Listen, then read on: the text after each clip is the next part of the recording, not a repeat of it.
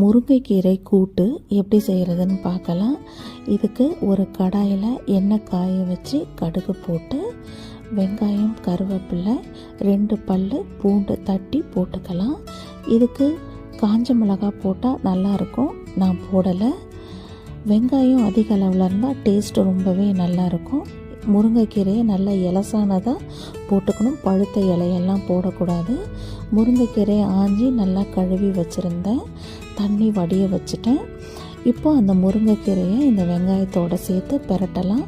நம்ம கழுவி வச்ச தண்ணியே போதும் முருங்கைக்கீரை வேகிறதுக்கு, அதிக அளவு தண்ணி ஊற்ற வேண்டாம். இப்போ தேவையான அளவு உப்பு போட்டுக்கலாம். வதங்கினதுக்கப்புறம் ஒரு பழமொழி இருக்குது, உங்களுக்கு தெரியுமா?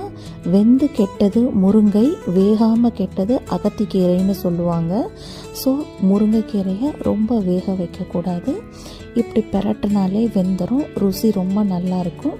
அதிகமாக வேக வச்சா கசப்பு சுவை அதிகமாக ஆகிரும். வேக வச்ச துவரம் பருப்பு ஒரு 1/2 கப்பு எடுத்திருக்கேன்.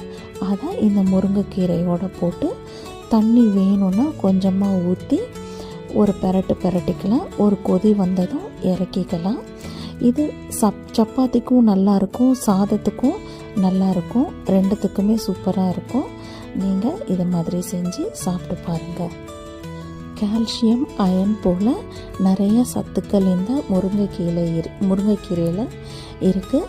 ஆனால் பிஞ்சு இலையாக நம்ம பார்த்து எடுத்து சாப்பிடணும், உடம்புக்கு ரொம்பவே நல்லது. இந்த மாதிரி ட்ரெடிஷ்னல் ஃபுட் ரெசிபீஸ்க்கு நம்ம சேனலை சப்ஸ்கிரைப் பண்ணுங்கள், ஷேர் பண்ணுங்கள், லைக் பண்ணுங்கள். உங்களுக்கு ஏதாவது டவுட் இருந்தால் கமெண்ட்டில் கேளுங்க. தேங்க்யூ ஃபார் வாட்சிங்.